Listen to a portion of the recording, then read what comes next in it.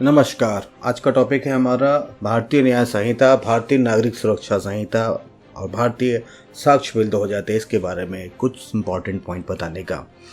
तो जो Indian panel code 1860 था वो रिप्लेस होगा भारतीय न्याय संहिता बिल 2023 से। जो बिल लाया जा रहा है वो एक्ट में कन्वर्ट होगा और जो क्रिमिनल प्रोसीजर कोड 1898 में जो लागू किया गया था वो भारतीय नागरिक सुरक्षा संहिता बिल 2023 के माध्यम से बदला जाएगा। और जो इंडियन एविडेंस एक्ट है 1872 का वो रिप्लेस होगा भारतीय साक्ष्य बिल 2023 के द्वारा।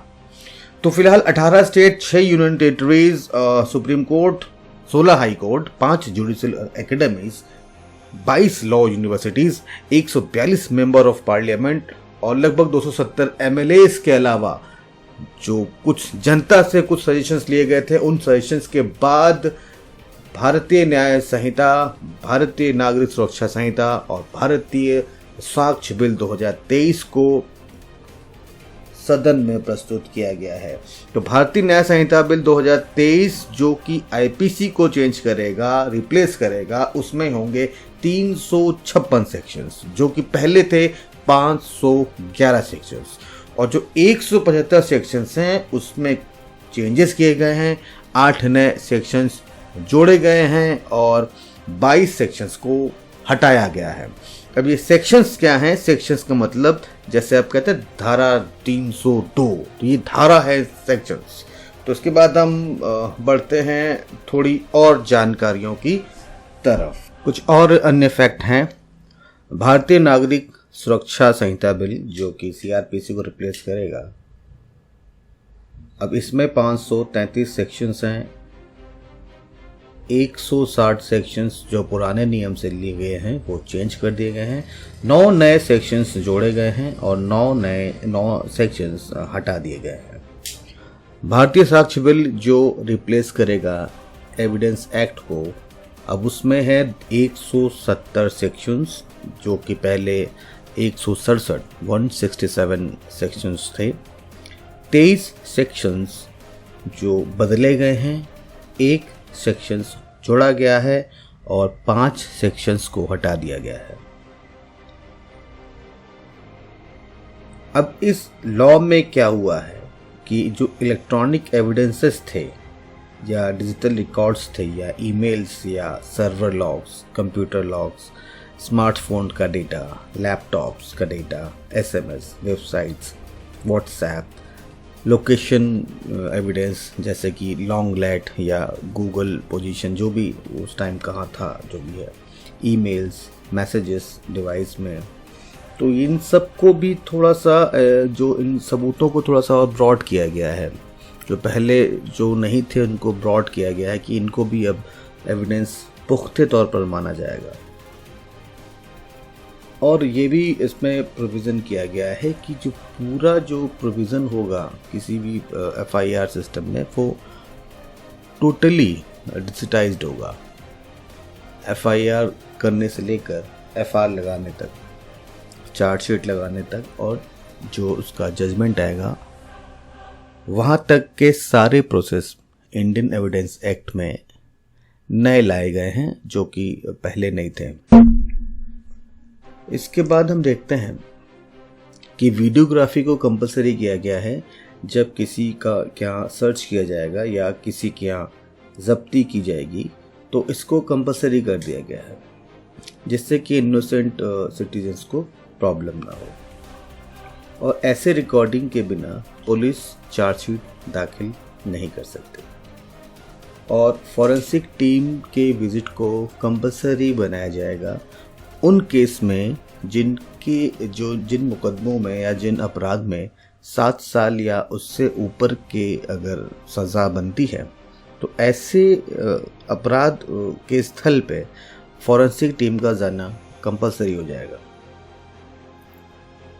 और फिर 0 एफआईआर भी फर्स्ट टाइम लॉन्च होगा जिसमें कि टोटली पूरा काम आप अगर किसी और भी थाने से, 0 एफआईआर का मतलब होता है किसी और थाने से उस थाने के रेंज के बाहर कोई अगर घटना घटती है तो वो किसी भी थाने में दर्ज हो सकती है।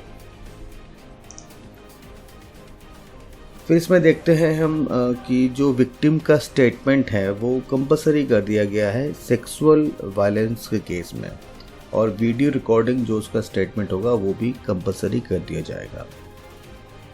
और पुलिस को ये भी कंपलसरी कर दिया जाएगा कि वो कंप्लेंट के स्टेटस को 90 दिनों के अंदर दे, और उसके बाद हर 15 दिन में 90 दिन के बाद हर 15 दिन में कंप्लेनेंट जो किसने कंप्लेंट की है उसको उस केस के बारे में स्टेटस को अपडेट करता रहे।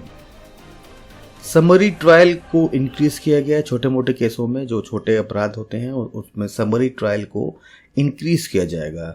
इसका समरी ट्रायल का मतलब है कि फास्ट ट्रैक कोर्ट, यानी कि बहुत जल्दी निर्णय लेना जो है वो समरी ट्रायल है। तो जो भी क्राइम्स होंगे जो 3 साल के भीतर या 3 साल के ऊपर के जितने भी अपराध होंगे उसमें समरी ट्रायल को मैक्सिममाइज किया जाएगा, मैक्सिमम जगह समरी ट्रायल को रखा जाएगा।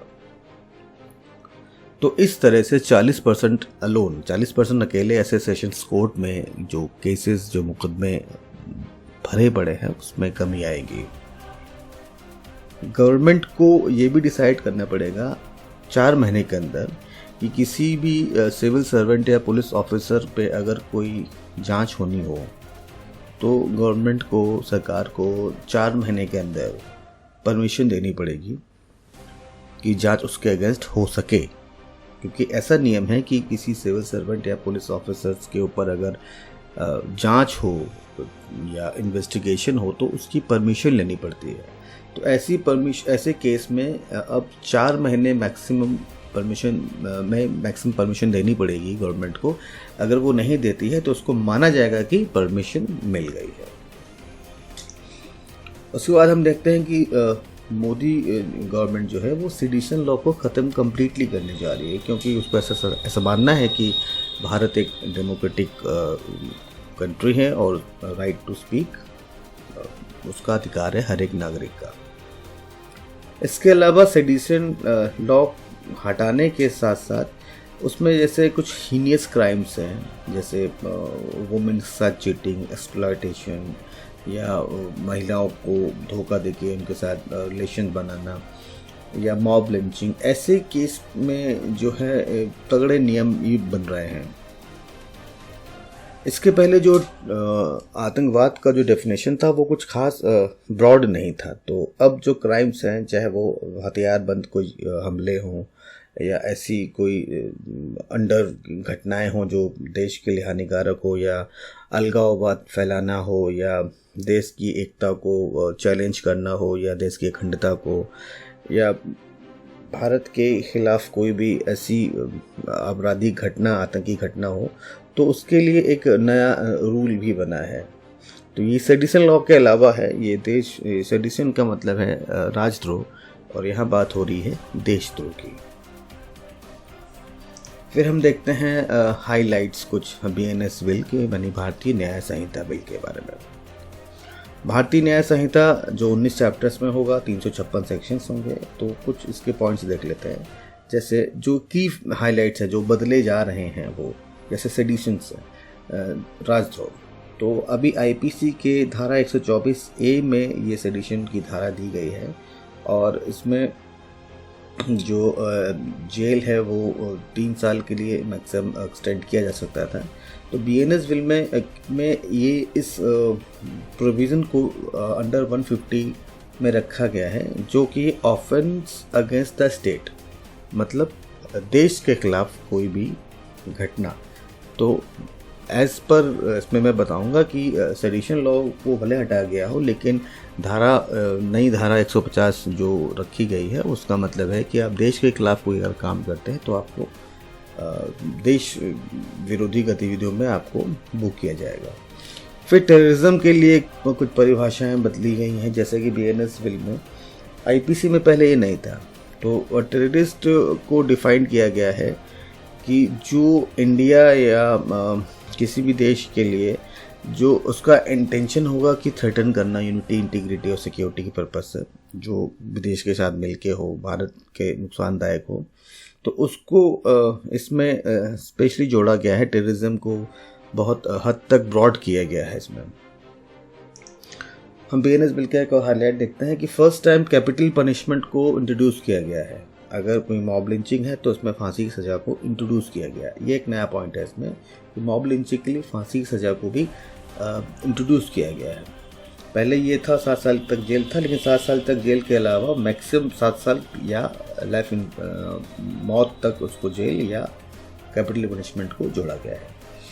सेक्सुअल एक्सप्लॉयटेशन अगर वुमेन्स के साथ है तो इसमें भी जो प्रमोशन या जॉब या शादी के बहकावा देके जो भी संबंध बनाए जाएं तो उसको भी कंसीडर किया गया एज अ क्राइम में।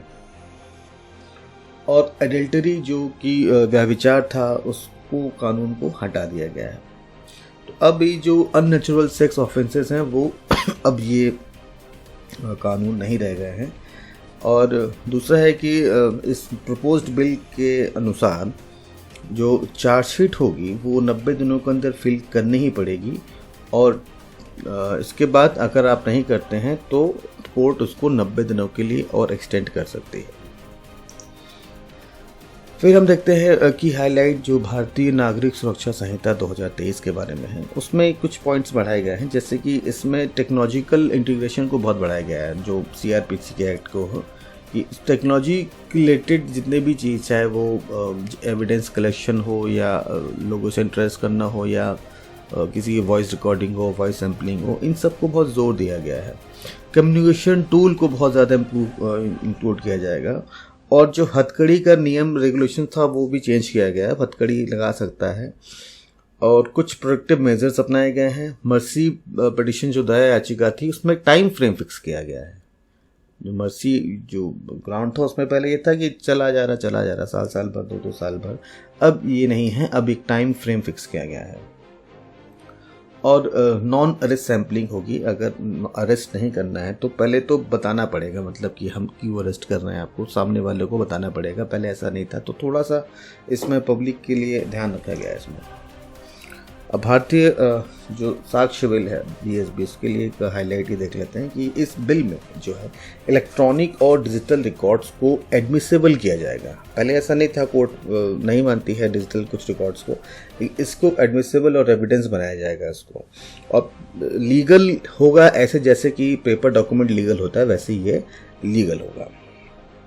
तो पहले के जो 5 एग्जिस्टिंग प्रोविजंस थे एविडेंस एक्ट में उसको मॉडिफाई कर दिया गया है। 23 प्रोविजंस इसमें जो अपडेट किए गए हैं, साथ में एक नया प्रोविजन जोड़ा गया है रिगार्डिंग डिजिटल रिकॉर्ड्स। तो ये कुछ हाइलाइट्स से जो नए 3 कानून आ रहे हैं, आ सकते हैं, भारत में आने वाले हैं जो प्रपोज्ड है। तो उसके बारे में ये है। जब ये उसके बाद हम नेक्स्ट वीडियोस में थोड़ा सा इसके एक्ट्स के बारे में जाएंगे, जो एक्ट्स पहले के जो थे अब के जो हैं उसके बारे में हम चर्चा करेंगे। थैंक यू, धन्यवाद, नमस्कार।